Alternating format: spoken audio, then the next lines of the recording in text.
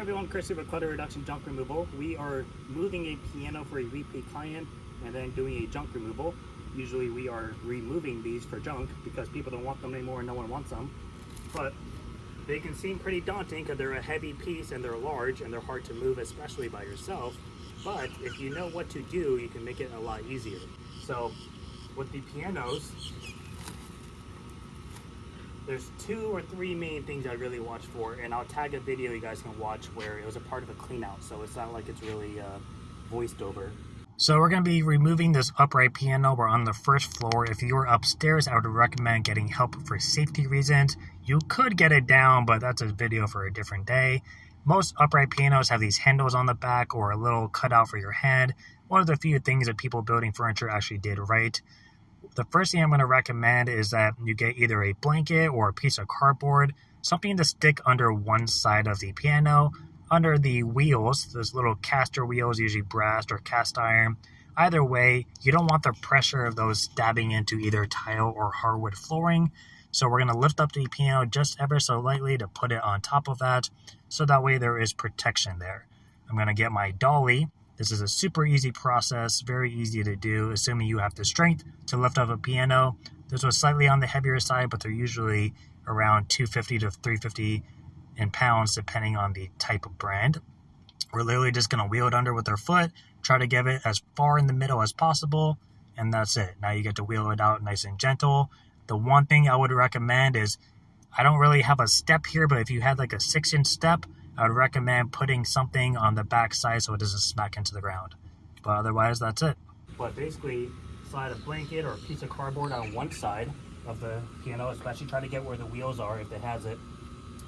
And then you're going to lift it up using the handle on the back. Every piano has this. It's either a handle, a little knob, or it's like a cutout you can put your hand in. And you're just going to grab there.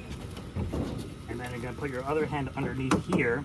Careful not to hit where the leg is. We took the legs off, but careful not to grab where the leg is.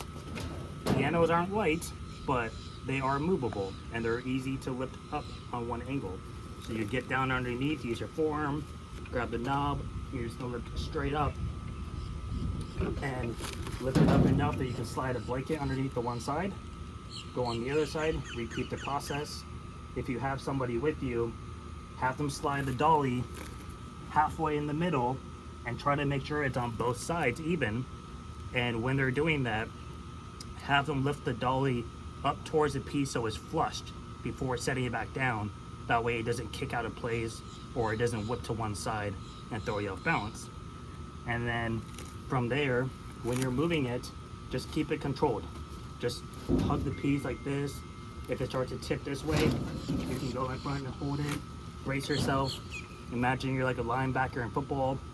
You want to put your body into it. So when we go down the ramp, for example, I have a little miniature ramp to keep me from breaking my fall off the road. But when I go down, I'm going to be hugging it like this. I have the majority of my arm going all the way up it. I have my left hand on the knob, and I'm going to back myself down slowly. When I get to the very bottom, I am going to drastically slow down to prevent it from bottoming out.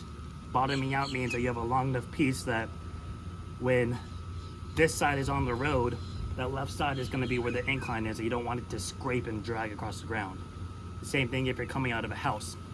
If you're coming out of a front door and you have a step, if you can try to get a ramp like that, that would be great. It'll help keep that from happening.